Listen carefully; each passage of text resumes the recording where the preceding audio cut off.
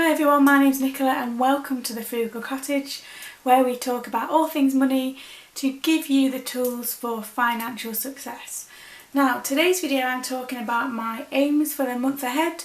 I like to set myself both financial and personal aims each month just to keep me on track so that I know that we're going in the right direction in terms of aiming for early retirement.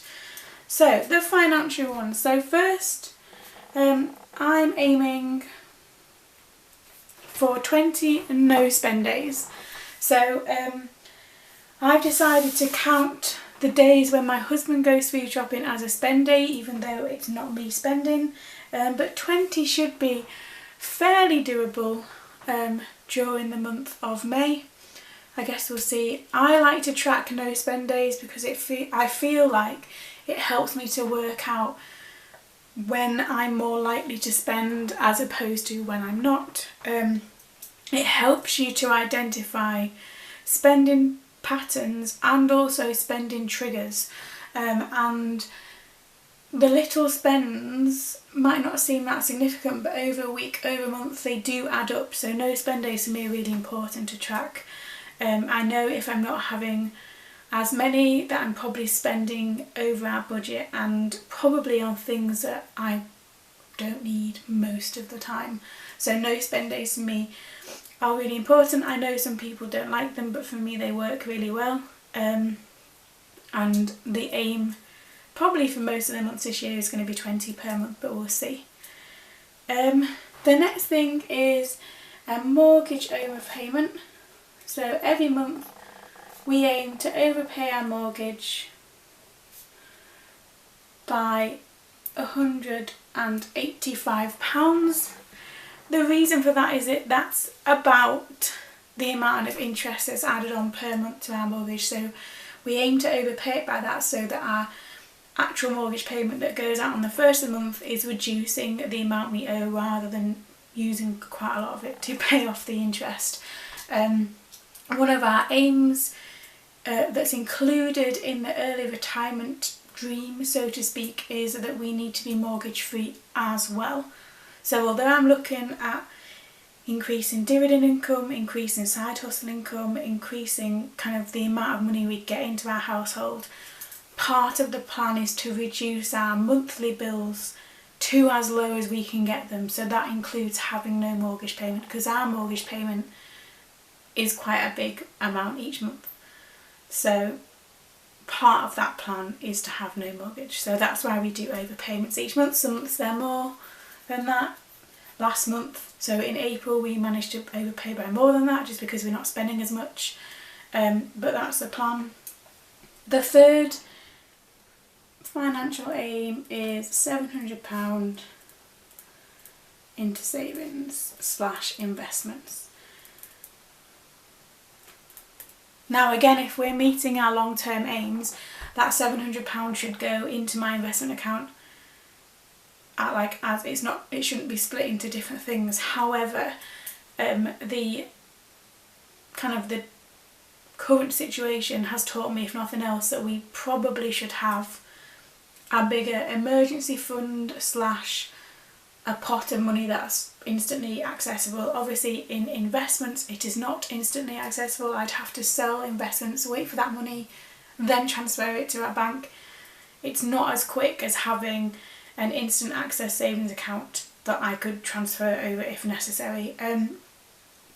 So the savings and investments aim used to be just what I put in my investment account, but at the moment it's a bit more hit and miss as to where it goes.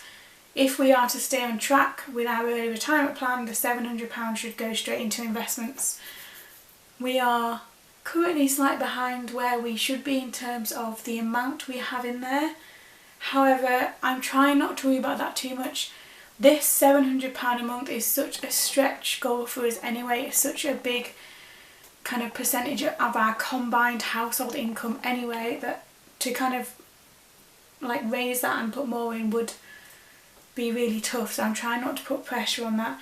That's where hopefully in time the side hustle income, so stuff I do around making money, and the dividend income, which hopefully will grow, although this year is going to be very different to last year in terms of dividend payments, because a lot of the single holdings I have done dividend cuts, which is not entirely unexpected, but still it doesn't help with the plan. But that's that for the aim for May, is £700 in there. And then I've got 2 personal aims, if you want, things that are not directly related to our finances. The first one, and this is the same as in April, it is take each day as it comes. And it might seem strange to have that as an aim, but because we're in such uncertain times, I think that just kind of taking it day by day and taking a step back will be really helpful in terms of just managing time, managing emotions, and managing just general day-to-day living by taking it a day at a time. And the final one, although it doesn't relate to finances, it does relate to my general online business, I suppose you could call it. I don't tend to think of it as that, but I do hope to one day have it as that, if that makes sense. The other one is to upload another 2 products to my Frugal Cottage Shop. And actually I have already done one of those, so I've already uploaded a new no spend day tracker on there. I've got another couple of ideas that I want to kind of test before I upload them, but hopefully over time these products might make a tiny bit of passive income. And when I say tiny, I've just sat this morning and worked out my April side hustle income, and the amount they make is so small. However, these are things I use anyway, so you know, it's not something that I'm making purely just to upload it. So the meal planner I showed last week is the meal planner I use. The no spend day tracker is what I'm using this month. And all these little things on there, hopefully over time will then feed into this. That's the idea. But they're my aims for May. They're not complicated, they never are. Sometimes they're more blog related in the personal aims bit, but not this month. And there we go. I'm hoping by the end of May that we might start to feel like things are progressing back to whatever. I want to say normal, but I don't think it will go back to normal after this anyway. But hopefully we'll manage these by the end of the month and then take stock going into June and see what that holds. However, do you make any aims for the month? Do you do financial aims? Do you do other aims? I'd love to know what they are. Let me know below if you've got any aims for the month. Thank you always for watching. Don't forget to like and subscribe, and I will see you again very soon.